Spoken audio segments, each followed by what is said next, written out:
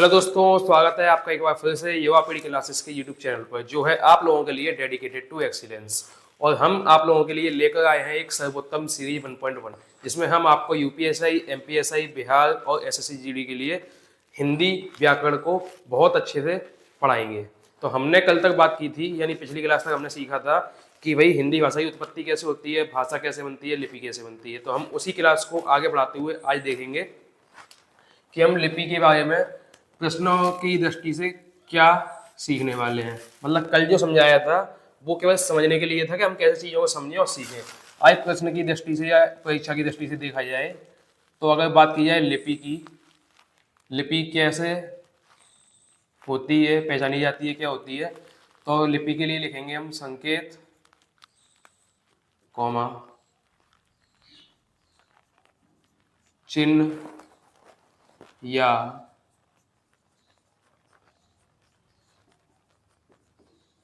ध्वनि चिन्ह को लिपि कहते हैं। ठीक है, लिपि किसे कहते हैं? संकेत या फिर चिन्ह या ध्वनि चिन्ह को लिपि कहते हैं। दूसरी डेफिनेशन क्या होगी? भाषा को लिखने का मूल रूप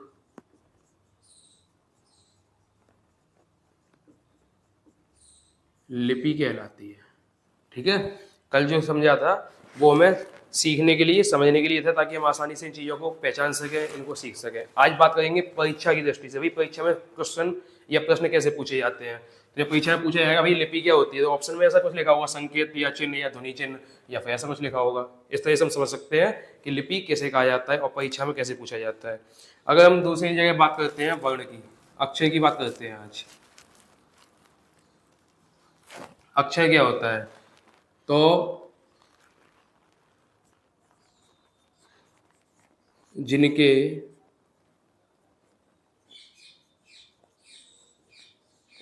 उच्चारण में जोर न लगाना पड़े, जिनके उच्चारण मतलब जिन वर्णों के उच्चारण में, चाहे स्वर हो चाहे व्यंजन हो, जिन वर्णों के उच्चारण में हमें जोर नहीं लगाना पड़ता, उसको हम वर्ण अक्षय कहते हैं। या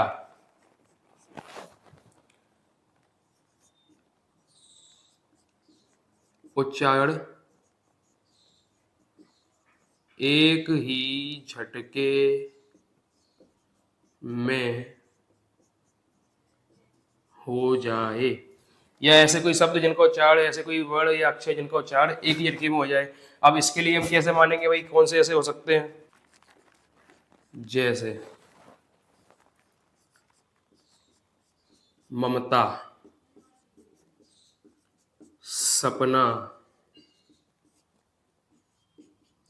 कमला, ये शब्द होते हैं, है ना। जैसे ममता में देखो, इसको आपको जोर लगाना पड़ेगा, इसमें जोर लगाना पड़ेगा, लेकिन ये बीच वाले माँ में जोर लगाना पड़ेगा? नहीं लगाना पड़ेगा। हो गया साहब ये अक्षर।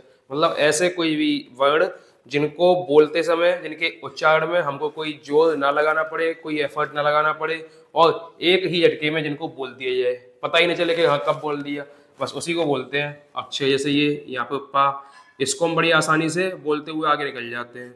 यहाँ पर ये माँ, इसको हम बड़ी आसानी से बोलते हुए आगे निकल जाते हैं।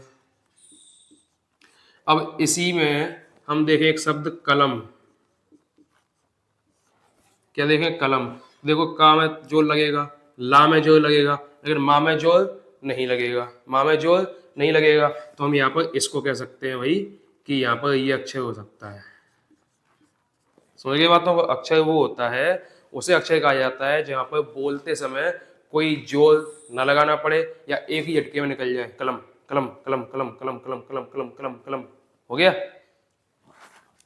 ममता माँ गायब, सपना पा पे धीमा, कमला माँ पे धीमा।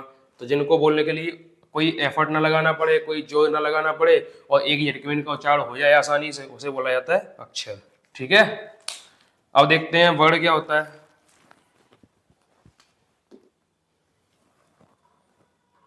वर्ण क्या होता है? कल हम इन्हीं बातों को तो सीख रहे थे, तो हम वर्ण में ये सीखेंगे कि जो नहीं, ऐसे लिखो, स्वर व व्यंजन के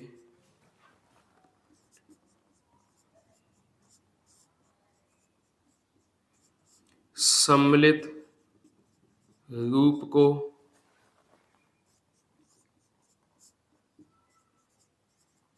वर्ण कहा जाता है। क्या? व्यंजन व स्वर के सम्मिलित रूप को वर्ण कहा जाता है। अब ऐसा कैसे होगा, कैसे पता लगेगा यहाँ पर वर्ण है या नहीं, सम्मिलित रूप कैसे होगा? तो ऐसे होगा, अगर अक्षर आधा है, जैसे ये लगा दिया, ये पा बन गया, ये ला बन गया, ये गा बन गया। अब यहाँ पर ये अक्षर आधा है ना, ये आधा, तो आधा अक्षर कहलाता है स्वर। आधा अक्षर है, लेकिन किसका? ये व्यंजन का। अब अगर ला में बात की जाए तो ला में आधा ला हो गया और उसमें स्वर हो गया आ। ठीक है, तो इस ला को बोला जाएगा वर्ण। क्या बोला जाएगा? वर्ण। मतलब जहां पर स्वर और व्यंजन दोनों को सम्मिलित कर दिया जाए, दोनों को संयोग करके जोड़ करके लिखा जाए, उस शब्द को या सॉरी उस वर्ण को वर्ण कहा जाता है, उस अक्षर को वर्ण कहा जाता है। अक्षर में क्या था कि यहाँ पर पता ही नहीं चल रहा था कि हमने बोला क्या, कब बोल गए। यहाँ पर पता तो चलेगा, लेकिन होगा क्या, यहाँ पर इसके अंदर स्वर भी होगा और व्यंजन भी होगा। अब ये ऐसा क्यों लिखा जाता है, ऐसा ऐसा, वो मैं आपको आगे समझाऊंगा जब आप आगे व्यंजन पढ़ेंगे तब। फिलहाल आपको ये समझना है कि भाई लिपि क्या है, तो लिपि ये चीज है। अक्षर क्या है, जिनके बोलने में हमें जोर ना लगाना पड़े, वो अक्षर है। वर्ण क्या है? स्वर और व्यंजन के सम्मिलित रूप को वर्ण कहा जाता है। क्या? स्वर व व्यंजन के सम्मिलित रूप को वर्ण कहा जाता है। ये आपकी डेफिनेशन एग्जाम में पूछी जा सकती है। अब बात करते हैं वर्णमाला का क्रम। वर्णमाला का क्रम, वर्णमाला के क्रम की बात की जाए तो देखो वर्णमाला के क्रम में क्या आएगा। सबसे पहले आपको मिलेगा स्वर, फिर मिलेगा अयोगवाह और उसके बाद आपको मिलेगा व्यंजन। इन तीन चीजों के मिलने से बनता है वर्णमाला। ठीक है, अभी होंगी कितनी कितनी, तो स्वर आपके पास 11, अयोगवाह 2, व्यंजन 39, कुल मिलाकर बन जाते हैं आपके पास 52 वर्ण। क्या बन जाते हैं? 52 वर्ण बन जाते हैं। क्या बन जाते हैं? 52 वर्ण बन जाते हैं। ठीक है, तो ये हो गया वर्णमाला का क्रम। अब इस वर्णमाला के क्रम से हम आगे देखेंगे, तो सबसे पहले हम क्या पढ़ेंगे? स्वर। स्वर को समझेंगे, फिर व्यंजन देख लेंगे, फिर अयोगवा देख लेंगे, ऐसे करके हम आगे पढ़ेंगे। ठीक है, स्वर क्या होता है? क्या स्वर क्या होता है, कितने होते हैं, क्या इनका फंक्शन यानी क्या इनके काम होते हैं। ठीक है, और इनकी डेफिनेशन यानी परिभाषा क्या होती है। तो स्वर की परिभाषा होती है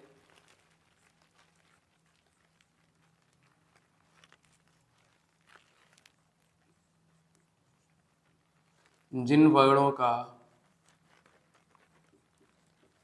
उच्चारण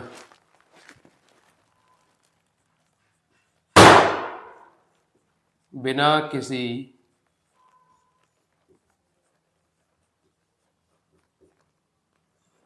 सहायता के हो, जिन वर्णों का उच्चारण बिना किसी सहायता के हो उसे स्वर कहा जाता है। या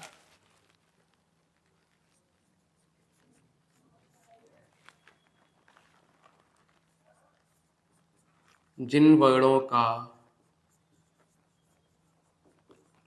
उच्चारण स्वतंत्रता पूर्वक हो उन्हें स्वर कहा जाता है। मतलब ये हुआ हमें कोई स्वर बोलना है, स्वर हम जैसे बोलते हैं आ उ ए औ, ये सब बोलते हैं, इनको बिना किसी सहायता के बोल सकते हैं, सीधा मुंह से गले से निकल कर आती है बिना किसी सहायता के, ठीक है। ना कोई जोर लगाना पड़ता है, ना बहुत ताकत लगती है, कुछ नहीं लगाना पड़ता, बस सीधे बोलना है। जिन वर्णों का उच्चारण स्वतंत्रता पूर्वक मतलब किसी से बंधे नहीं है, किसी ने रोका नहीं है, सीधे निकल जाते हैं, अपनी आज़ादी के साथ रहते हैं, अपनी आज़ादी से कोई भी काम कर सकते हैं, बोल सकते हैं, उनको कहा जाता है स्वर, जिनका उच्चारण स्वतंत्रता पूर्वक हो और जिनका उच्चारण बिना किसी सहायता के हो, ठीक है। अब इनके देखते हैं काम, भाई इनके यानी स्वर के काम क्या क्या है।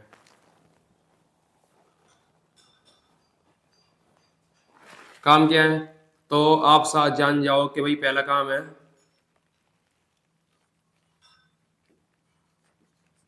व्यंजन के उच्चारण में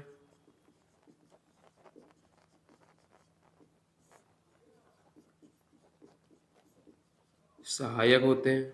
क्या, व्यंजन के उच्चारण में सहायक होते हैं, यानी व्यंजन अगर बनेंगे तो इनकी सहायता से बन सकते हैं, ठीक है। व्यंजन अगर बनेंगे तो स्वर की सहायता से ही बनेंगे। दूसरा, स्वर को आधा नहीं लिखा जा सकता है, मतलब कोई भी स्वर आधा नहीं लिखा जाएगा, इसको लिखना होगा तो पूरी लिखा जाएगा, नहीं तो नहीं लिखा जाएगा, ठीक है। अगर स्वर को आधा नहीं लिख सकते तो किसे आधा लिखेंगे, तो व्यंजन को आधा लिख सकते हैं, ठीक है। दूसरा, तीसरा, मात्राएं स्वर की होती है, व्यंजन की नहीं। मात्रा जो जितनी भी होंगी ना, जितनी मात्रा हम पढ़ते हैं हिंदी में, वो सारी की सारी मात्राएं स्वर की होती हैं, व्यंजन की कोई मात्रा नहीं होती, ठीक है। चौथा,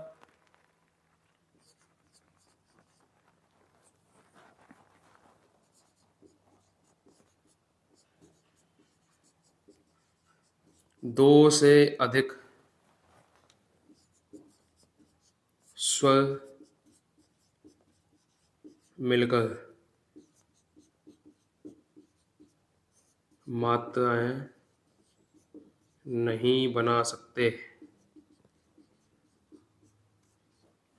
दो से अधिक स्वर मिलकर मात्राएं नहीं बना सकते, मतलब ये हुआ कि जैसे मान लो हमको छोटा आ लिया और फिर बड़ा आ लिया, हम छोटे आ को और एक और छोटे आ को जब जोड़ देते हैं तो दो छोटे आ हो गए और दोनों को जोड़ के बनता है बड़ा आ, मतलब दो मात्राएं या दो स्वर जोड़कर तो मात्रा बना ही सकती है, लेकिन दो से अधिक स्वरों को जोड़कर मात्रा नहीं बना सकते, ठीक है। एग्जाम्पल लेना है तो एग्जाम्पल में ले लेते हैं, जैसे आ से आ को जोड़ दिया, बड़ा आ बन गया। ई से ई को जोड़ दिया, बड़ी ई बन गई। ऊ से ऊ को जोड़ दिया,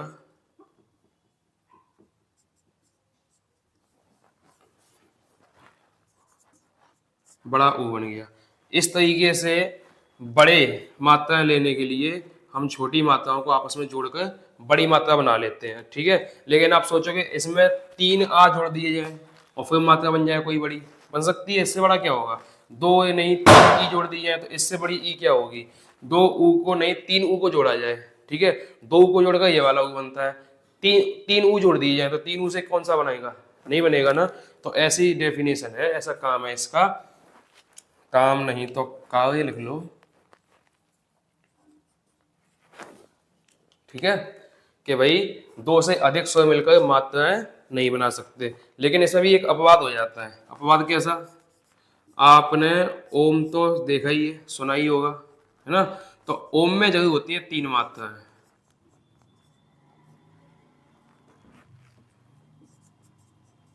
इसमें जरूर तीन स्वर होते हैं, ठीक है।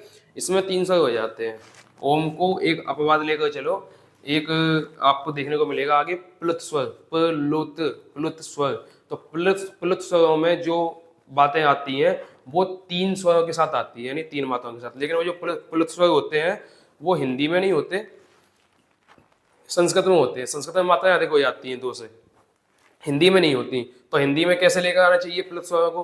तो फिर प्लस स्वर को लेकर आते हैं त्रयमात्रिक कह के। अब वो अपन आगे सीखेंगे, लेकिन फिलहाल अभी आप इतना देख लो कि भाई स्वर की बात की जाती है तो स्वर ऐसे ऐसे तैयार होते हैं, ठीक है। अब अगर स्वर देखे जाएं तो 13 होते हैं। स्वर को अगर देखा जाए कुल होते हैं 13, ठीक है। लेकिन मूल रूप से होते हैं 11, और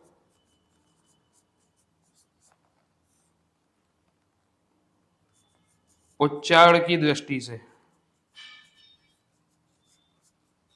होते हैं 10। अब जो आपसे एग्जाम में पूछे जाएंगे ना, कौन कौन से पूछे जाएंगे? एक तो ये मूल स्वर और उच्चारण की दृष्टि से स्वर। आपसे ये कुल वाले नहीं पूछे जाएंगे, कुल कितने हैं ये नहीं पूछे जाएंगे। कुल नहीं पूछे जाते, पूछना क्या है? मूल रूप पूछेंगे कितने होते हैं, और उच्चारण की दृष्टि से स्वर कितने होते हैं, या मूल स्वर कितने होते हैं। तो मूल रूप कह सकते हो या मूल स्वर कह सकते हो। मूल स्वर कितने होते हैं या मूल रूप में स्वर कितने होते हैं। अब कैसे कैसे होंगे ये देखें भाई। यहाँ पर अ, आ, इ, ई, उ, ऊ, ये आया ऋषि, और फिर आते हैं ए, ए, ओ, अंग, आहा। हमने बचपन से जो वर्णमाला पढ़ी है उस वर्णमाला में ये 13 यानी 13 के 13 स्वर होते हैं। 1 2 3 4 5 6 7 8 9 10 11 12 और 13। अब अगर हिंदी वर्णमाला जो हमने बचपन में पढ़ी है उसके हिसाब से 13 स्वर होते हैं। जब हम अपने परीक्षा के उपयोग के लिए पढ़ते हैं, नौकरी के लिए, तो हम देखते हैं कि उसमें केवल 11 स्वर गिने जाते हैं। 11 स्वर कैसे? अ, आ, इ, ई, उ, ऊ, ऋषि, ए, ए, ओ, ओ। ये होते हैं 11। कैसे? 1 2 3 4 5 6 7 8 9 10 11। ये 11 स्वर होते हैं, मूल स्वर होते हैं। इनको मूल रूप में स्वर की गिनती की जाए या मूल स्वर पूछे जाए तो 11 मूल स्वर होते हैं। अब आते हैं उच्चारण की दृष्टि से। तो उच्चारण की दृष्टि से देखो 10 होते हैं। कौन कौन से? आ, इ, ई, उ, ऊ, ए, ओ, ओ। ये हो गए कितने? 1 2 3 4 5 6 7 8 9 10। अब इसमें जो लुप्त हो गए हैं, जिनको गिना नहीं गया है, उनको देखें कैसे नहीं गिना गया, क्यों नहीं गिना गया, उनकी वजह क्या होती है। ये देखो, ये दो जो होते हैं ना, इनको कहा जाता है अयोगवा। क्या कहा जाता है? अयोगवा। थोड़ी देर पहले बताया था ना वर्णों का क्रम कैसे होगा, वर्णमाला में वर्णों का क्रम कैसे होगा। सबसे पहले स्वर होंगे, फिर अयोगवा होगा, फिर व्यंजन होगा। तो हम ये देखते हैं कि ये हो गए स्वर, इतने 11, ये 2 हो गए अयोगवा। अब आएंगे व्यंजन, ठीक है। तो यहाँ पर स्वर और ये अयोगवा कहलाते हैं, ये दोनों मिलकर कहलाते हैं अयोगवा। एक अंग एक आहा। तो ये दोनों अयोगवा, जब इन स्वरों में से 2 अयोगवा को अलग कर दिया जाएगा तो फिर कितने बचेंगे? 11 बचेंगे, ठीक है। ऐसे ही यहाँ पर आते हैं ऋषि, जो यहाँ नहीं है। उच्चारण की दृष्टि से अगर देखा जाए तो ऋषि को नहीं बोला जाता। अब ऋषि को ना बोलने की वजह क्या है भाई? ऋषि को जब उच्चारित किया जाता है तो इसमें ये देखने को मिलता है, सुनने को आता है। इसमें स्वर तो आता है, एक छोटी की मात्रा आती है, लेकिन रा आता है इसमें, जो कि स्वर नहीं होता। क्या होता है? व्यंजन होता है। क्योंकि स्वर होता तो ये कोई ऐसा व्यंजन होता ही नहीं, ऐसा कोई इसका उच्चारण होता ही नहीं। उच्चारण मात्राओं में होता। किसमें होता? मात्राओं में। लेकिन ये केवल मात्राओं में ना होकर व्यंजन में भी आ जाता है उच्चारण की दृष्टि से। इसलिए फिर उच्चारण की दृष्टि से इसको यहाँ से हटाकर उच्चारण की दृष्टि से रखे गए कितने? 10। अब ये 10 रखे गए तो इन 10 को अलग कैसे, मतलब इसी को अलग कैसे किया गया? तो मध्य प्रदेश सरकार द्वारा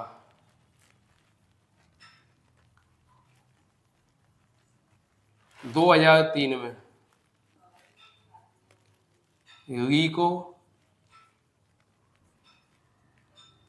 स्वर में से हटा दिया गया है। ठीक है, तो मध्य प्रदेश में स्वरों की संख्या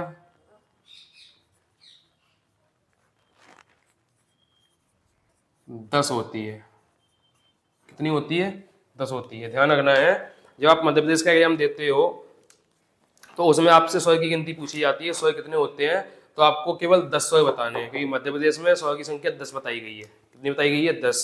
लेकिन जब आप मध्य प्रदेश का एग्जाम ना देकर कोई और एग्जाम किसी और स्टेट का या सेंट्रल का एग्जाम देते हो, केंद्र के एग्जाम देते हो, तब आपको पूछा जाएगा कि भाई मूल स्वर कितने होते हैं, तो 11 होते हैं। उच्चारण की दृष्टि से कितने होते हैं, तो 10 होते हैं। इस तरीके से आपको ध्यान रखना है, इस तरीके से आपको पढ़ना है कि अगर मूल स्वर पूछे जाएं तो भाई मूल स्वरों की संख्या 11 होती है। अगर उच्चारण की दृष्टि से स्वर पूछे जाएं तो उच्चारण की दृष्टि से या उच्चारण के आधार पर स्वर की संख्या 10 होती है। लेकिन कुल स्वर कितने पूछे जाते हैं, कुल स्वर कितने होते हैं, तो कुल स्वर 13 होते हैं। ठीक है, जिसमें 2 अयोगवा हो जाते हैं। जब अयोगवा को हटा देंगे तो मूल स्वर बचेंगे, जब मूल स्वर में से ऋषि को हटा देंगे तो उच्चारण की दृष्टि से स्वर बचेंगे। समझ आ गई बात? समझ आ गई बात? ये होते हैं आपके स्वर और स्वरों की संख्या। इन स्वरों को अब कई रूप से पढ़ा जाता है, तो इन स्वरों को और रूपों से पढ़ने के लिए किसकी सहायता से इनको बोला जाता है, किस तरीके से इनको लिखा जाता है, इनको कहाँ रखा जाना चाहिए, कहाँ नहीं रखा जाना चाहिए, वो सब चीज़ें हम पढ़ेंगे इसी में। ठीक है, तो पहले इतना नोट कर लो, मैं बताता हूँ इसको। अब हम समझेंगे अयोगवाह।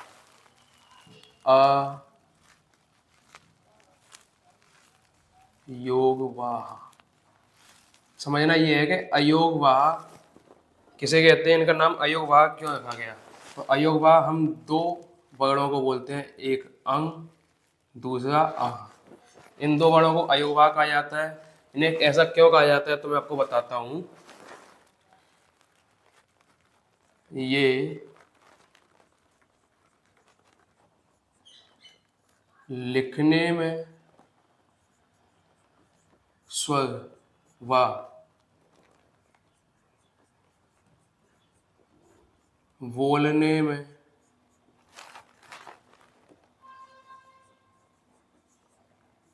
व्यंजन के जैसे होते हैं। ठीक है, मतलब होता क्या है कि अयोगवाह की बात की जाए तो इसमें 2 आपको वर्ण देखने को मिलेंगे, तो अंग, दूसरा आह। ये होता क्या है कि ये लिखने में देखो स्वर के जैसे हैं, छोटा यहाँ भी छोटा, बिंदी लगा दी दोनों पे, तो लिखने में ये स्वर के जैसे, बोलने में कैसे होंगे, व्यंजन के जैसे। बोलने व्यंजन के जैसे कैसे, अंग। अब अंग जब बोलना होता है तो इसमें आधा ना दिख रहा होगा। ठीक है, आहा बोलना है तो आहा जब बोलना है तो इसमें हा दिख रहा होगा। तो ये बोलने में व्यंजन के जैसे होते हैं और लिखने में स्वर के जैसे होते हैं। इसीलिए इनको क्या होता है, स्वर और व्यंजन की दृष्टि से जब देखा जाता है तो इनको अयोगवा में रख दिया जाता है। इसकी वजह क्या है अयोगवा में रखने की? वजह क्या है कि भाई आप सोचो, ये ना तो स्वर में रखे जा सकते हैं, ना इनको व्यंजन में रखा जा सकता है, मतलब ये बोलने में व्यंजन के जैसे हैं इसलिए इनका योग स्वर के साथ नहीं हो सकता, लेकिन ये लिखने में स्वर के जैसे हैं इसलिए इनका योग व्यंजन के साथ नहीं हो सकता। तो जब इनका योग ना स्वर में हो रहा है ना व्यंजन में हो रहा है तो इनको बोल दिया अयोग। क्या हो गया? अयोग। और वाह होता है लेकर चलने वाला, साथ ले जाने वाला। तो ऐसे 2 वर्ण होते हैं जिनको अयोगवाह कहा जाता है, जिनको ना तो हम स्वर में रख सकते हैं और ना ही इनकी गिनती हम व्यंजन में कर सकते हैं। तो ऐसे 2 वर्ण हैं जिनका उपयोग ना तो व्यंजन में होगा ना स्वर में होगा, लेकिन इनको अयोगवाह नाम से अलग, इनको एक सेक्शन, एक कैटेगरी, एक श्रेणी दे दी जाती है। अब इनका काम क्या रहेगा कि ये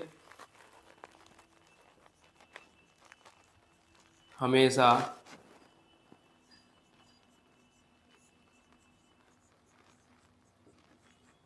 स्वर के बाद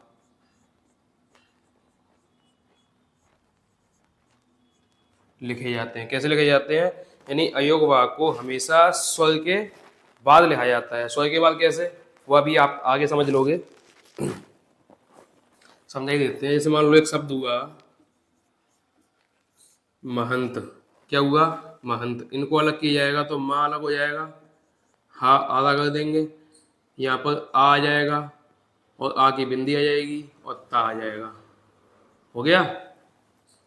तो अब इनका उपयोग स्वर की बात कैसे होगा, जब इसको तोड़ा जाएगा अलग अलग तो ये स्वर हो गया और इसमें आधा ना है इसलिए ये ऐसा हो गया। तो ये देखो ये हुआ व्यंजन, व्यंजन में जुड़ा स्वर और स्वर में जुड़ा ये ना, फिर से व्यंजन, मतलब ये व्यंजन, व्यंजन में जुड़ा स्वर और स्वर में फिर से जुड़ गया व्यंजन। तो ये जो है ना ये हो गया स्वर और स्वर के साथ इसको लिखा गया, इसलिए इन दोनों को मिलाकर बोल देते हैं कि भाई अयुग्मा हो गया। और इनको हमेशा स्वर के बाद लिखा जाता है। कैसा लिखा जाता है, इनको हमेशा स्वर के बाद लिखा जाता है, ठीक है।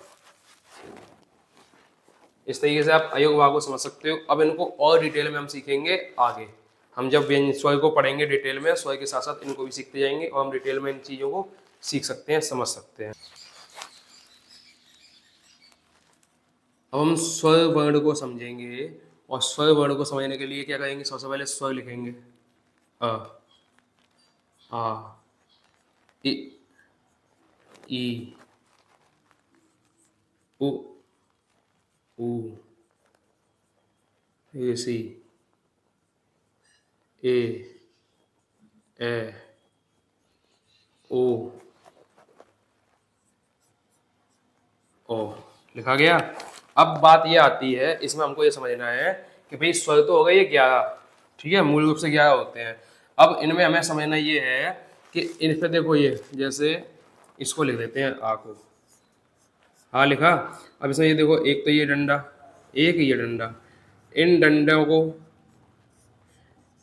या रेखा को या लकीर को क्या कहा जाता है ना, क्या कहा जाता है, क्यों लिखा जाता है, ऐसा जरूरी है क्या कि इनको लिखना ही पड़ेगा, अगर ये नहीं होंगे तो काम नहीं बनेगा, बात नहीं बनेगी, ऐसा क्यों है, तो समझो भाई क्यों है। हमने यहाँ पे बनाई ये लाइन,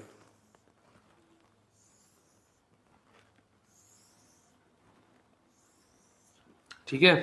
अब इन लाइन का होता क्या है, जब हम देखते हैं, पहले ये लाइन समझ लो, लाइन क्या है कि हिंदी का रजिस्टर या कॉपी आप खरीदते हो तो कैसी होती है, ऐसी लाइन होती है इसमें, तो उनको बोला जाता है 2 लाइन वाली कॉपी, 2 लाइन वाला रजिस्टर, ये हिंदी की होती है। जब इंग्लिश की बात आती है तो 4 लाइन वाली कॉपी हो जाती है, ठीक है। अब इंग्लिश में जब लिखा जाता है ना, कैसे लिखा जाता है, इस लाइन के ऊपर टिका कर या इस लाइन के ऊपर रखकर लिखा जाता है। जैसे ये ए, छोटा रूप इसका ये बी, छोटा रूप इसका ये, ऐसे लिखा जाता है। जब इंग्लिश को लिखा जाता है, जब अल्फ़ाबेट लिखे जाते हैं तो लाइन के ऊपर टिका कर लिखे जाते हैं, लेकिन ऐसे ही जब हिंदी भाषा की बात आती है तो हिंदी भाषा के स्वरों को, व्यंजनों को यानी वर्णों को या अक्षरों को इस लाइन से लटका कर लिखा जाता है। कैसे लिखा जाता है, इस लाइन से लटका कर लिखा जाता है। अब इस लाइन से लटका कर लिखा जा रहा है ना, तो इनके ऊपर ये देखो ये ऐसी डंडी बना दी जाती है। अब ऐसी डंडी बनाने का फायदा क्या है, तो इस डंडी को बनाने का एक मुख्य उद्देश्य है, जो कि आपको कल मैंने समझाया था ना, मानकीकरण, हिंदी भाषा का मानकीकरण किया गया 1983 में, तो उसको एक मानक रूप दिया गया। अब मानक रूप जब दिया गया तब इन चीज़ों को देखा गया बहुत बारीकी से और समझाया गया कि भाई यहाँ पर हमको ऐसी लकीर क्यों बनानी है, ऐसी रेखा क्यों बनानी है, तो उसका एक उद्देश्य होता है। जैसे मान लो हमको ए बनाना है, तो ए को अगर अगर हम इसको ऊपर वाली लाइन ना दें, ऊपर वाली लकीर ना दें, तो ए को बनाने के लिए तो हम ऐसे ही भी बना सकते हैं, ऐसे भी लिख सकते हैं ना, ए को ऐसा कर दिया और ऐसा कर दिया, लो ए बन गया। नहीं कर सकते, जैसे आ को लिखना हो तो हम आ को ऐसे करके ऐसे भी तो लिख सकते हैं, लिखना ही तो है, ऊपर से लटका के लिख दो, लाइन से उस लकीर से लटका के लिख दो। ई को तो देखो और कोई तरीका नहीं ई को लिखने का, लेकिन ऊ को तो तरीका है ना लिखने का। इसको पूरा ऐसे ना टिकाओ, ऐसे ना टिकाओ, सीधा कैसे लिख दो, ऐसे लिख दो, बस छू के ऐसे लिख दो, छू के काम हो जाएगा क्या, काम हो जाएगा क्या। अगर इनको ऐसे ऊपर की लाइन ना दी जाए, ऊपर की लकीर इनको ना दी जाए और सीधा बिना लकीर के ऐसे लिखा जाए, तो ये कोई कैसा लिखेगा, कोई कैसा लिखेगा, ना आप समझ पाओगे ना मैं पढ़ पाऊंगा, ऐसे ही तो होगा। लेकिन इसी चीज को एकदम मानक रूप से एक स्टैंडर्ड तरीके से लिखने के लिए ये लकीरें दी गई, ये रेखाएं दी गई। तो जब इन रेखाओं को दिया गया तो क्या कहा गया, तो भाई इस रेखा को कहा गया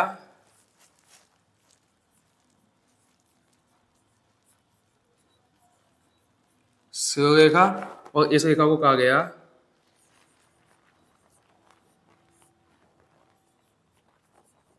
खड़ी पाई। क्या कहा गया? इस ऊपर वाली रेखा को कहा गया स्व रेखा, और नीचे वाली ये जो खड़ी है डंडी, जो लकीर खड़ी है, उसको कहा गया खड़ी पाई। अब इसका फायदा क्या निकलेगा? आप भी जानते हो कि भाई छोटा आ बनाना है, ऐसा बनाया और ऐसे ऊपर लाइन लकीर बना दी, तो इससे क्या होगा? हम इनको अक्षरों को या वर्णों को टेढ़ा मेढ़ा नहीं बनाएंगे, टेढ़ा मेढ़ा नहीं बनाएंगे, सीधा साधा साधा अर्थ बनेगा, सीधा साधा सा। तो इन चीज़ों को हर कोई पढ़ भी सकता है, समझ भी सकता है और आसानी से लिख भी सकता है। लेकिन अगर ये चीज़ें नहीं दी जाएंगी तो लिखना भी कठिन हो जाएगा, लिखने के बाद में पढ़ना कठिन हो जाएगा, समझना कठिन हो जाएगा। तो उसी चीज़ को देखते हुए, उसका ध्यान रखते हुए ऐसा कहा गया कि भाई एक सरल रेखा दी जानी चाहिए हर एक अक्षर को, हर एक वर्ण को। क्योंकि अगर किसी भी अक्षर या वर्ण को हमने रेखा नहीं दी तो पता नहीं कहाँ से कहाँ लटका होगा, कैसा लटका होगा, टेढ़ा मेढ़ा पड़ा होगा, टूट जाएगा, गिर जाएगा, मर जाएगा, है ना? ऐसे तो कुछ होगा।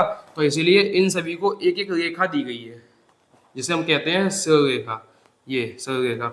अब आती है खड़ी पाई क्यों दी गई है? तो खड़ी पाई देने का अर्थ ये है, जैसे मान लो छोटा आ बनाना है तो कोई तो इसको ऐसी डंडी लंबी कर देगा। मतलब ये बता दिया गया कि आपको छोटा आ बनाने के लिए एक लकीर खींचनी है बीच में से। कैसी खींचनी है? बीच में से लकीर खींचनी है, ठीक है? और बीच में से लकीर खींचनी है तो जब लकीर खींचेंगे तभी हम उसको आ कहेंगे। अगर लकीर नहीं होगी तो आ नहीं बन पाएगा वो, ठीक है? ओ बनाना है, ओ बनाने के लिए अगर मान लो किसी को बोला गया कि लकीर खींचनी है तो हो सकता है इतनी सी लकीर बनाए और ये ओ कर दे, तो ये लगभग लगभग चिपकने जैसा काम हो गया इसमें, ठीक है? और यहाँ लगभग लगभग कैसा काम हो गया? लंबा चौड़ा हो गया, सही में नहीं आया, क्या करना चाहिए? नहीं आया ना। और मान लो ये लकीर नहीं दी गई, ये खड़ी पाई नहीं दी गई, तो क्या कहेगा अभी व्यक्ति लिखने पढ़ने वाला? लंबी खींचता जाएगा, छोटी कर देगा, कहीं कुछ कर देगा, कहीं कुछ कर देगा। तो इन्हीं बातों को ध्यान में रखते हुए क्या कहा गया कि इन स्वरों को, या ऐसी कई सारे व्यंजन भी है, मान लो पा बनाया, पा लिखने के लिए ऐसी दी गई है, अब इसको हमने केवल इतना बना दिया और खड़ी पाई नहीं दी, तो इसको हम क्या कहेंगे? इस चीज को क्या पढ़ेंगे, क्या समझेंगे? इसलिए खड़ी पाई भी दी गई।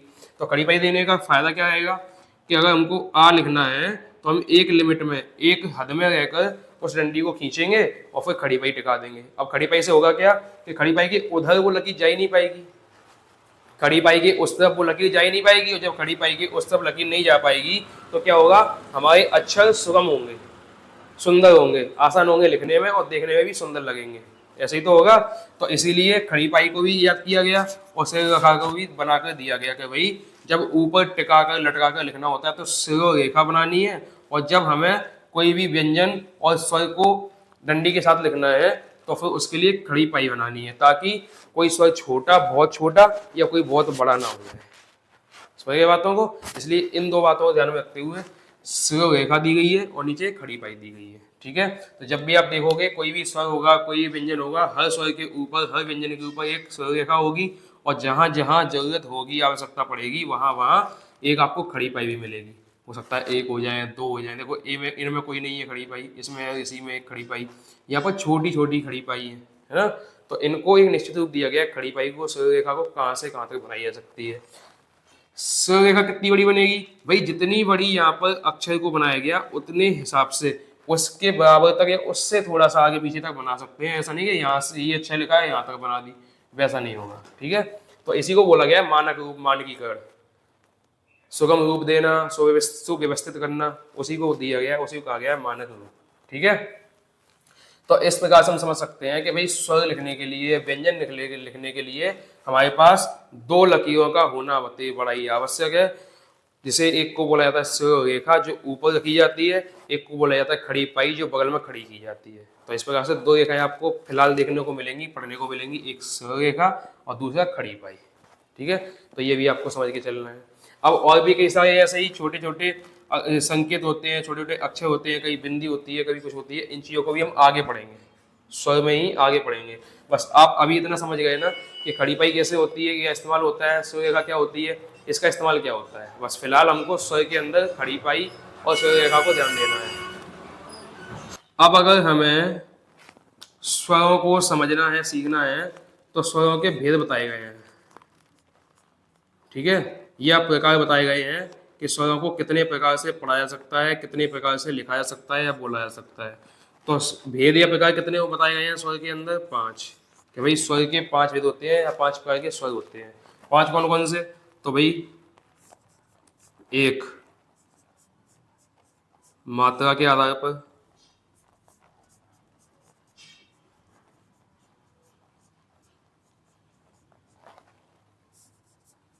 दो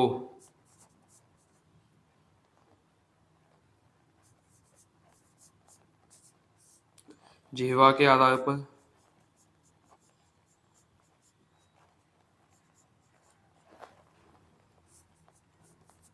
तीन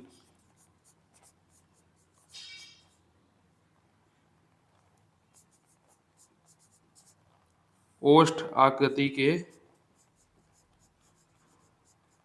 आधार पर,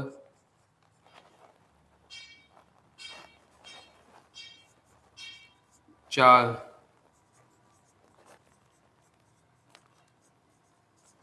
मुखाकृति के आधार पर,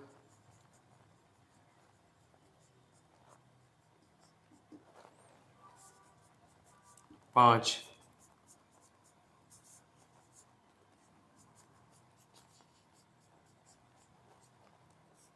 जातीय आधार पर। ठीक है, हमको स्वर सीखना है तो हम इन आधारों पर स्वर को सीख सकते हैं।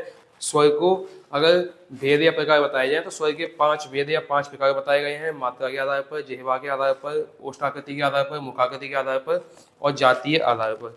अब इनको अगर आपको आसानी से समझना है ना तो आपको इनके लिए करना पड़ेगा प्रैक्टिकल। प्रैक्टिकल कैसे होगा? आपको शीशे के सामने खड़ा होना पड़ेगा। शीशे के सामने खड़े होने के लिए मतलब खड़े होकर करना क्या है, जिन स्वरों को जिह्वा के आधार पर पढ़ाया गया, जिनको ओष्ठ आकृति के आधार पर पढ़ाया गया, जिनको मुखाकृति के आधार पर पढ़ाया गया, इन तीनों को आपको शीशे के सामने खड़े होकर उच्चारण करना है उनका, और फिर देखना है कि जिह्वा कहाँ से कहाँ पलटती है, कहाँ घूमती है, कहाँ उठती है, कहाँ दबती है। ऐसे ही ओष्ठ कब गोल है, कब गोल नहीं है, कब लंबे हैं, कब चौड़े, इस प्रकार से मतलब आकृति होती है। ऐसी मुख की आकृति, आपने कोई बोला स्वर, फिर उस स्वर को बोलते समय मुख की आकृति कैसी होती है ना, तो उन आधार पर स्वरों को बांटा गया है। इस प्रकार से स्वर के 5 भेद बताए गए हैं, मात्रा के आधार पर, जिह्वा के आधार पर, ओष्ठ आकृति के आधार पर, मुखाकृति के आधार पर, जातीय आधार पर। तो आपको स्वर सीखने के लिए इन 5 प्रकारों को पढ़ना पड़ेगा और आप स्वर तक पहुंच जाएंगे। ठीक है बेटा, यहाँ पर हम पहला भेद पढ़ेंगे स्वर का, मात्रा या उच्चारण के आधार पर। यह आपका पहला भेद रहेगा स्वर को सीखने के लिए। और स्वर को सीखने के लिए पहला भेद बताया गया मात्रा या उच्चारण के आधार पर। तो पहले समझो मात्रा क्या है। तो स्वर के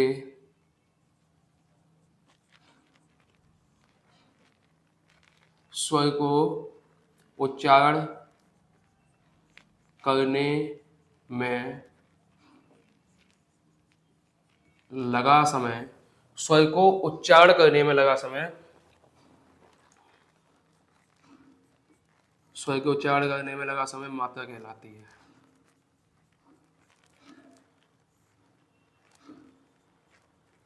ठीक है, अब आप कहोगे कि भाई इसमें समय कैसे लग रहा है, कैसे लग रहा है? तो आप जब स्वरों को बोलोगे सभी को बोलो और धीमे धीमे बोलो, पता लगेगा स्वर में समय लगता है कि नहीं, कौन से में ज़्यादा लग रहा है, कौन से में कम लग रहा है। तो स्वर को मात्रा या उच्चारण के आधार पढ़ने पर हमको बताया गया है कि ये 3 प्रकार के होते हैं।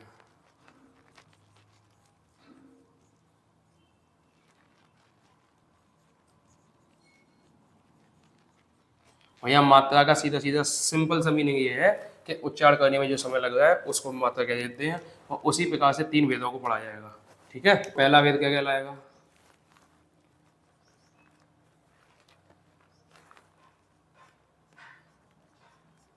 ह्रस्व स्वर। दूसरा क्या कहलाएगा? दीर्घ स्वर। तीसरा क्या कहलाएगा? प्लुत स्वर। ह्रस्व, दीर्घ, प्लुत में क्या होता है कि इनको हम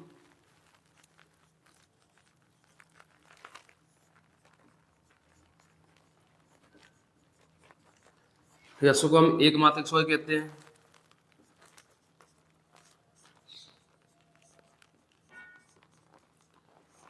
दीर्घ को हम द्विमात्रिक स्वर कहते हैं और प्लुत को हम त्रिमात्रिक स्वर कहते हैं। ठीक है, समझ में आ गई बात। ह्रस्व को बोला जाता है सबसे छोटा, सबसे कम समय में लगने वाला ह्रस्व स्वर होता है एक मात्रा वाला, उससे थोड़ा ज्यादा समय लगेगा दीर्घ स्वर होता है द्विमात्रा वाला, और प्लुत स्वर में सबसे ज्यादा समय लगता है। इन तीनों में से सबसे ज्यादा समय इसमें लगेगा तो ये कहलाएगा त्रिमात्रिक स्वर।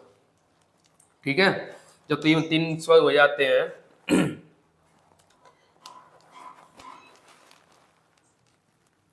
इसमें लिख लो, इसमें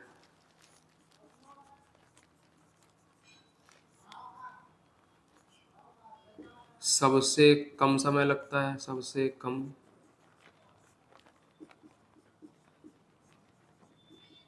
समय लगता है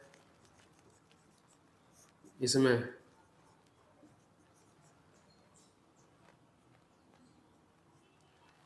ह्रस्व स्वर से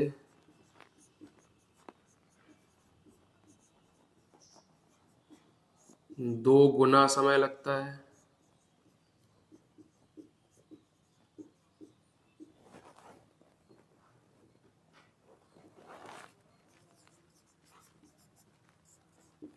इसमें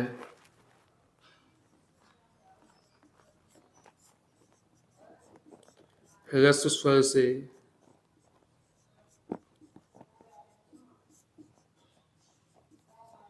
तिगुना समय लगता है। कैसा? तिगुना। ठीक है, सबसे कम समय लगेगा तो क्या बोला जाएगा भाई?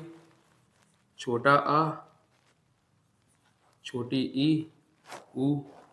इसमें ह्रस्व से दोगुना समय लगेगा तो बड़ा आ, बड़ी ई, बड़ा ऊ, ए ओ, ओ, ओ, ओ। ठीक है, अब यहाँ पर प्लुत में क्या आएगा? तो प्लुत में आता है तुम्हारा ऐसा कोई स्वर जिनमें मात्राएं तीन हो, लिखा है ना त्रिमात्रिक, जिनमें मात्राएं तीन हो, ऐसे में कौन सा स्वर बनेगा? तो इनमें से कोई होगा ही नहीं। ऑब्वियस सी बात है कि यहाँ पर ये एक एक मात्रा वाले हैं, ये दो दो मात्रा वाले हैं, तो यहाँ पर तीन मात्राएं कैसे लिखा है? तीन मात्राओं के लिए एक बोला जाता है ओम।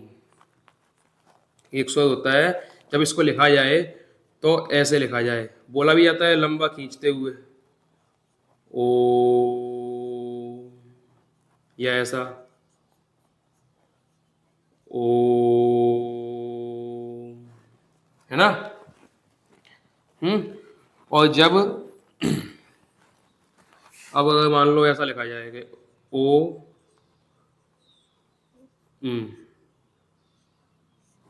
ये भी लिखा जाता है ओम। ठीक है, ये मान लो आपको और ये शब्द खींचना है तो राम,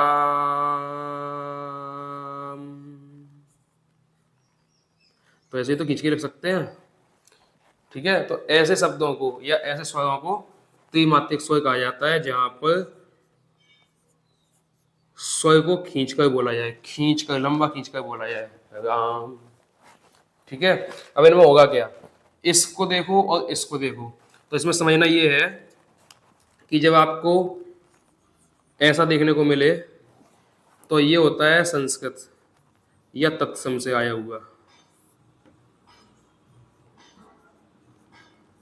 ठीक है, और जब आपको ऐसा देखने को मिले तो ये होता है हिंदी का तद्भव से आया हुआ। ध्यान रखना इन चीजों को, ये हिंदी वाला कहलाता है, ये संस्कृत वाला कहलाता है। अब होती है एक बात दर्शन चिन्ह की, मात्राओं को कैसे पता, मात्राओं को कैसे पहचाना जाए कितनी मात्राएं हैं? तो इसमें याद ये रखना है कि जो आपको ये डंडा लिखा मिले तो एक मात्रा, जब दो डंडे लिखे मिले या ऐसा लिखा मिले तो दो मात्रा, जब तीन डंडे मिले तो ऐसा, जब तीन डंडे मिले या ऐसा मिले तो तीन मात्रा। ये आपको बहुत कम देखने को मिलेगा। अब समझेंगे प्लुत स्वर का क्या यहाँ पर लिखने का उद्देश्य है। तो प्लुत स्वर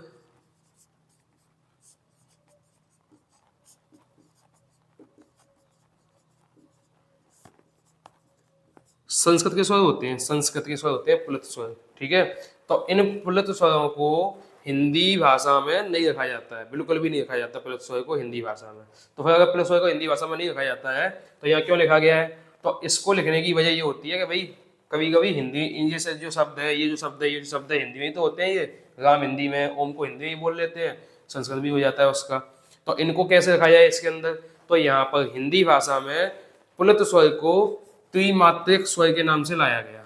किस नाम से? त्रिमात्रिक स्वर के नाम से। किस नाम से? त्रिमात्रिक स्वर। मतलब हिंदी में प्लुत स्वर को त्रिमात्रिक स्वर कहा जाता है, संस्कृत में प्लुत स्वर को प्लुत स्वर कहा जाता है। इस तरीके से आप समझ सकते हो कि भाई इसमें जो स्वर में आती है ये 3 होते हैं, इसमें 7 होते हैं, ये एक अकेला होता है, ठीक है। हमने आपको बताया था कि उच्चारण की दृष्टि से स्वर 10 प्रकार के होते हैं, सबसे पहले बताया था। तो ये क्या लिखा है? स्वर को उच्चारण करने वाला का समय मात्रा कहलाती है। मात्रा या उच्चारण के आधार पर, क्या? मात्रा या उच्चारण के आधार पर 3 प्रकार के होते हैं। अब अगर उच्चारण के आधार पर है तो उच्चारण में कितने स्वर होते हैं? 10 होते हैं। तो ये देखो भाई, यहाँ 3, यहाँ 7, हो गया ना 10। तो इस प्रकार से हम समझ जाते हैं कि भाई 10 प्रकार के स्वर उच्चारण के आधार पर होते हैं।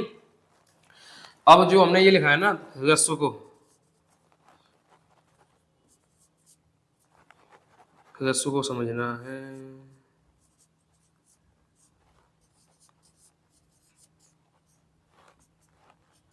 दीर्घ को समझना है। तो ह्रस्व को लघु या छोटा, इसको बड़ा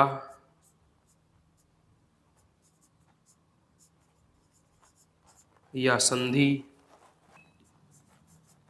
इसको मूल और इसको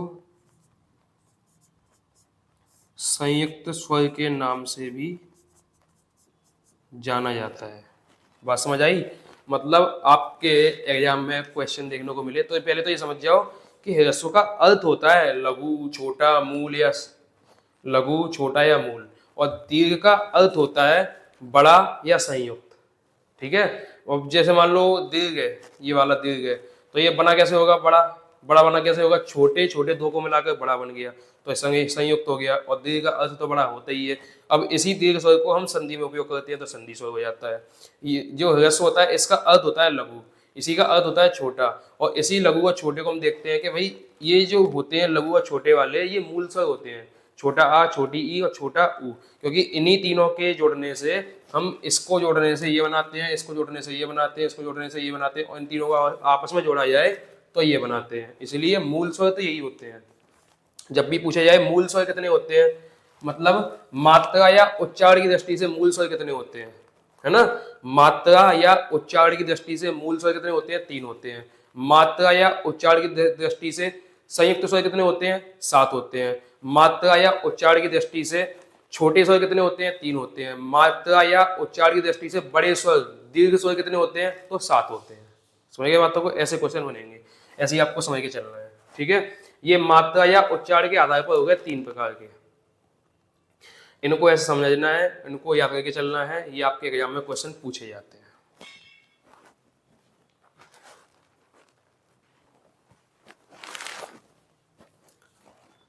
ठीक है, इसको मिटाता हूं, आगे अगला देखते हैं।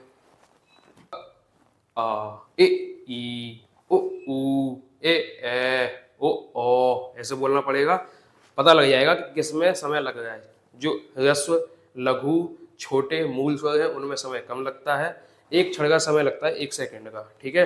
जो दीर्घ, बड़े संयुक्त स्वर हैं, संधि स्वर है, इनमें समय ज़्यादा लगता है, 2 सेकंड का लग जाए, 3 सेकंड का लग जाए, और इनसे भी ज़्यादा समय लगता है प्लुत स्वर में, क्योंकि इसमें लंबा खींचा जाता है, उच्चारण इसका लंबा किया जाता है खींच कर, ठीक है।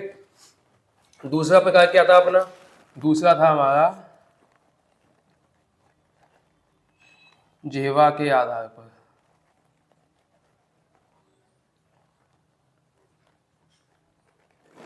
जिह्वा के आधार पर नहीं, जीभ, जिह्वा को बोलते हैं जीभ। तो अब जीभ के आधार पर हमारी जीभ होती है ना, वो किस प्रकार से घूमती है, ऊपर जाती है, नीचे जाती है, कौन सा हिस्सा मटकता है, कौन सा हिस्सा हिलता है, और किसके कौन से हिस्से हिलने से कौन सा स्वर निकलता है, उस चीज को पढ़ेंगे हम जिह्वा के आधार पर। तो जिह्वा के आधार पर 3 प्रकार के होते हैं। कितने प्रकार के? 3 प्रकार के। नंबर 1 अग्रस्वर,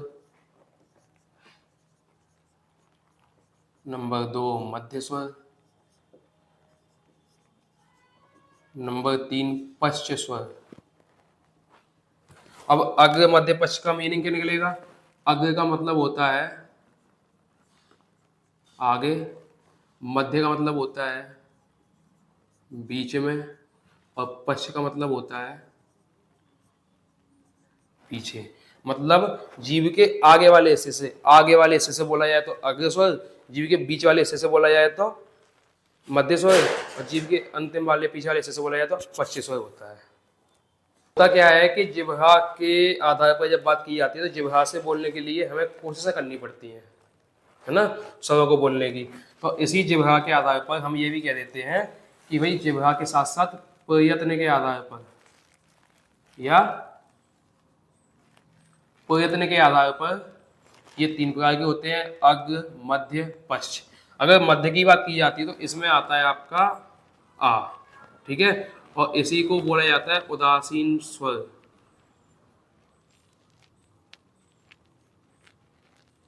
तो अगर मध्य में छोटा आ रखा जा रहा है तो आप इस बात से समझ जाओ कि आ सबसे ज्यादा आसान है बोलने में, और जो हमारे बीच का हिस्सा है जीव का वो ज्यादा हिलता डुलता भी नहीं है ना, तो वो रखा जाता है एक जगह पे, तो उस हिस्से से ही बोला जाती है, क्योंकि उससे ज्यादा ताकत लगनी नहीं है, ज्यादा कोशिश लगा नहीं पाएंगे, कोशिश कर नहीं पाएंगे, तो उस हिस्से से केवल एक अच्छे बोला जाता है, एक स्वर बोला जाता है, इसे बोलते हैं छोटा आ। अगर आगे वाले हिस्से से जो टोन होती है हमारी, उससे कैसे के कौन कौन से बोले जाते हैं? उससे छोटी ई, बड़ी ई, ए, ये हो गए। अब आते हैं पश्चिम में, तो बड़ा आ, छोटा ऊ, बड़ा ऊ, ओ, ओ। अब इनको हम याद कैसे रखें? इसको आगे हम, ताकि हमें मतलब लंबे समय तक याद है, इसके लिए क्या करेंगे, हम इन स्वरों को बोल देते हैं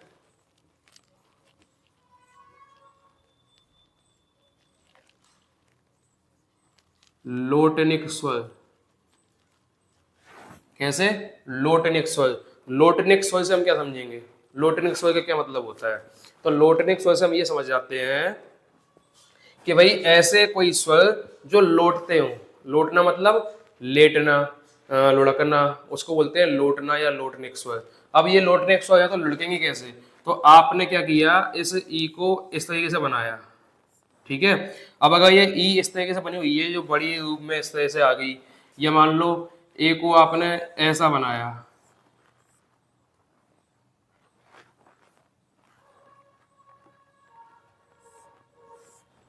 ऐसा बनाया। अब क्या होगा, जब इसको टिकाने के लिए कुछ नहीं दिया जाएगा, इसको टिकाने के लिए कुछ नहीं दिया जाएगा, तो ये कोई मुड़ी हुई है ऐसे, इसमें देखो ये ऐसे मुड़ा हुआ है, तो ये मुड़ेंगे तो किस तरफ गएंगे? गएंगे ना किसी तरफ, तो ये आगे की तरफ गएंगे, ये भी इसी साइड गएगा।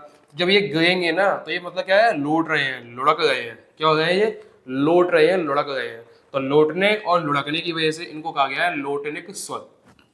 क्या कहा गया है? लोटनिक स्वर, ठीक है। तो जिह्वा के या प्रयत्न के आधार पर स्वर 3 प्रकार के होते हैं, अग्र स्वर, मध्य स्वर, पश्च स्वर। अग्र स्वर आगे वाले स्वर होते हैं, अग्र स्वर आगे वाले हिस्से से बोले जाते हैं, मध्य स्वर बीच वाले हिस्से से बोले जाते हैं, पश्च स्वर पीछे वाले हिस्से से बोले जाते हैं। तो अग्र स्वर में 4 होते हैं, मध्य स्वर में 1, 5 हो गए, और पश्च स्वर में 5 हो गए, कुल मिलाकर 10। कितने हो गए? 10। तो हम कह देंगे भाई इसमें अग्र में 4, मध्य में 1, पश्चिम में 5, कुल मिलाकर 10 स्वर हमारे हो जाते हैं, ठीक है। तो स्वरों की बात की जाए तो स्वर 10 स्वर होते हैं, हमने देखा ही था उच्चारण करने के लिए। लेकिन उन 10 में से 4 इसमें आ जाते हैं, 1 इसमें और 5 इसमें। इस प्रकार से हमारे 10 स्वर हो जाते हैं। तो हमने देखा पिछले वाले पॉइंट ऑफ व्यू से देखा, मात्रा या उच्चारण के आधार पर हमने ऋषि को नहीं लिया। जिह्वा के आधार पर देखा या प्रयत्न के आधार पर देखा, हमने ऋषि को नहीं लिया। तो ऋषि के ना लेने की वजह क्या होती है? ना लेने की वजह क्या है? तो आप जब जानते हो ऋषि को, ये इसका उच्चारण निकलता है। अब इसमें होता क्या है कि ये होता है आधा और इसमें छोटी ई की होती है मात्रा। ये तो होता है, ये होता है आधा और छोटी ई की होती है मात्रा। तो यहाँ पर ये ऋषि है ना, ये दोनों तरह से काम करता है, स्वर की तरह से भी और व्यंजन की तरह से भी। इसलिए तो मध्य प्रदेश सरकार ने इसको हटा दिया कि ना तो ये स्वर है ना व्यंजन है, तो क्या करें इसका। तो इसमें दोनों रूप पाए जाते हैं, दोनों गुण होते हैं, स्वर वाला गुण भी होता है, व्यंजन वाला गुण भी होता है। अब जब इसको हम लिखने में प्रयोग करते हैं तो ऐसे थोड़ी लिखा जाता है, ऐसे लिख दिया जाता है, ऐसा नहीं लिखा जाता। इसके भी लिखने के दो रूप हैं।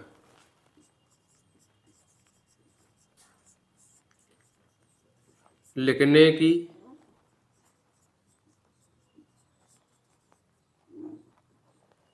दृष्टि से दो रूप हैं इसके। कैसे कैसे हैं? एक तो इसको पूरा लिखा जाएगा जैसा ये है, जैसा ये है वैसा का वैसा लिखा जाएगा, और दूसरा इसको ऐसे करके लिखा जाता है, ऐसे देखा है, ऐसे करके लिखा जाता है। इसके एग्जाम्पल क्या देखेंगे? जब पूरा लिखा जा रहा होगा तब कुछ एग्जाम्पल होंगे, और जब पूरा लिख के इस तरीके से लिखा जा रहा होगा तब एग्जाम्पल कैसे होंगे। तो पूरा लिखने के लिए हम इसे लिख देते हैं,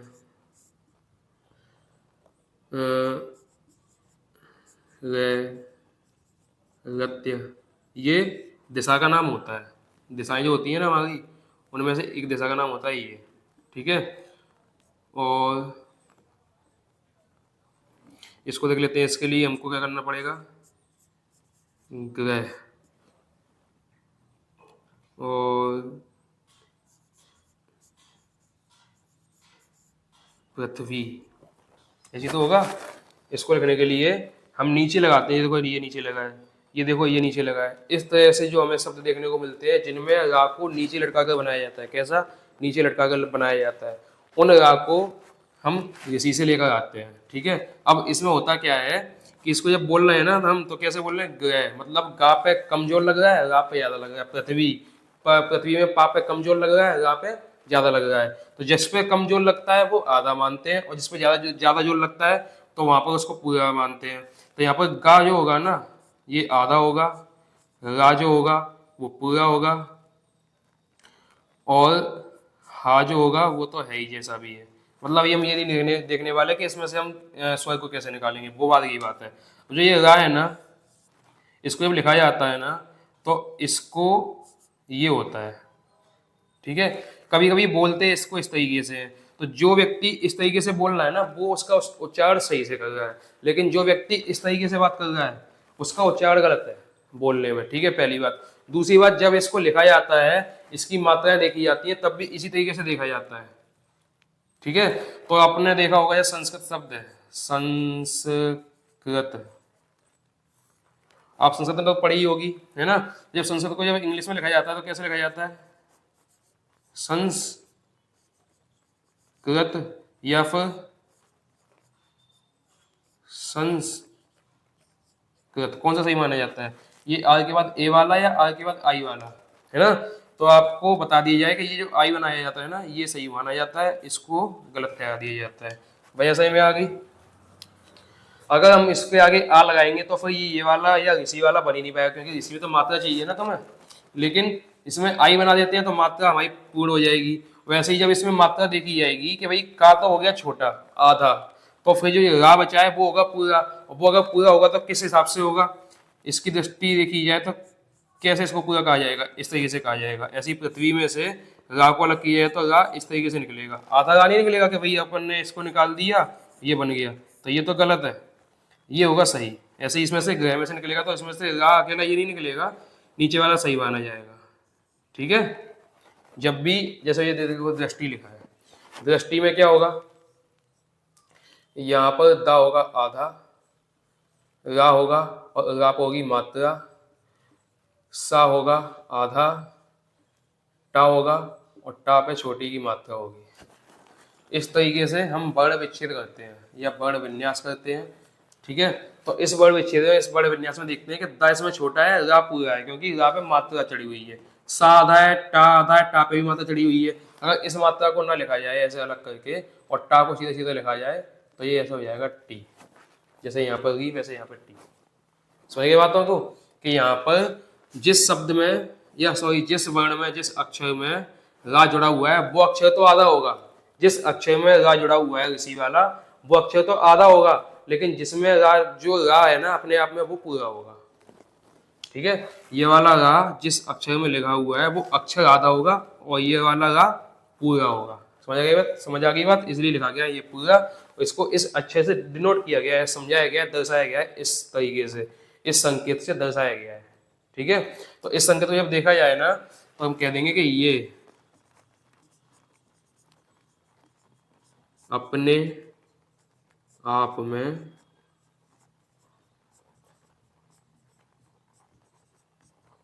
पूरा होता है। ठीक है, और ये इसको इस तरीके से लिखा जाता है या माना जाता है। समझ आ गई बात? ऋ ऋषि को लिखने की, ऋ ऋषि में क्या होता है, ये वाला व्यंजन का उच्चारण कर देता है, इसलिए इसको व्यंजन में नहीं रख पाते हैं, लेकिन मात्रा होने की वजह से इसको स्वर में ले लिया जाता है।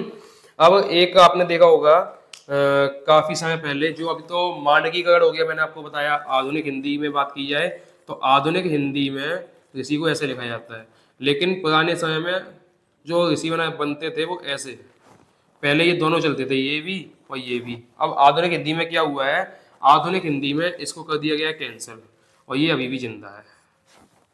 ठीक है, तो अब की आज की जो हिंदी भाषा है ना, आज की हिंदी भाषा इस वाले ऋषि को मानती है, इस वाले ऋषि को नहीं मानती, ये वाला ऋषि गलत कहलाएगा। ठीक है, अब इसकी वजह क्या है वो बाद की बात है, उसका कुछ करना नहीं है हमको, बस इतनी चीजों को सीखना है, इतना सीख के चलो। जीवा के आधार पर 3 प्रकार के होते हैं, तो ये 10 हो जाते हैं, जब इनको काउंट किया जाता है, गिनती की जाती है, 10 हो जाते हैं। फिर इसमें ऋषि को क्यों नहीं रखा गया? ऐसे ही पहले मात्रा या उच्चारण के आधार पर ऋषि को नहीं लिया गया, जिह्वा या फिर प्रयत्न के आधार पर ऋषि को नहीं लिया गया, तो वजह क्या है? तो ये वजह आती है समय में कि भाई ऋषि के ना होने की वजह ये है। ठीक है, ऋषि हमने समझा यहाँ से यहाँ तक। यहाँ से यहाँ तक हमने ऋषि को समझा है। समझ आ गई बात? अब हम बचे 3 शेष बचे हैं, एक तो ओष्ठाकृति, मुखाकृति, जातीय। ठीक है, इन तीनों को हम अगली क्लास में देख लेंगे। तब तक के लिए आप इन्हीं को रिवीजन करो। अब करना क्या है, आपने क्लास को एक बार देख लिया और लिख लिया, है ना। अगर साथ ही साथ लिख लिया तो भी अच्छी बात है, बाद में लिखोगे दोबारा क्लास को देखकर तो भी अच्छी बात है। अब लिखने के बाद करना ये है कि इस लिखे हुए को आपको 1 बार या 2 बार दिन भर में पढ़ना है, बस कुछ नहीं करना। इस लिखे हुए को केवल 1 बार या 2 बार पढ़ना है, अगले दिन आपको एक कंठस्थ हो जाएगा, क्योंकि आपको सब कुछ सही में आ चुका होगा, इसलिए कंठस्थ हो जाएगा। और लंबे समय तक बोलोगे नहीं, सबके आपके पास रीजन्स होंगे, वजह होंगी कि भाई ये किस वजह से ऐसा होता है। तो बस आपको करना कुछ नहीं है। और अगर पॉसिबल हुआ, संभव हुआ, तो मैं आपके लिए इस लिखे हुए की PDF खुद हाथों से लिखकर बनाकर डाल दिया करूँगा अपने टेलीग्राम चैनल पर। तो आप वहाँ पे ज्वाइन करके, टेलीग्राम से ज्वाइन होके वहाँ पे आप PDF ले सकते हो इस पूरे लिखे हुए की। ठीक है, तो आप उसकी हार्ड कॉपी निकलवा लो, वो भी अच्छी बात है। और आप खुद से लिखते हो तो बहुत ज़्यादा अच्छी बात है। सबसे बेहतरीन तो वही है कि आप खुद से लिखो, क्योंकि लिखा हुआ जल्दी समझ में आता है और जल्दी याद भी हो जाता है। ठीक है, तो मिलते हैं अगली क्लास में। तब तक के लिए जय श्री राम, जय सरस्वती माता। अपना ख्याल रखना। टाटा, बाय बाय, सबा खैर।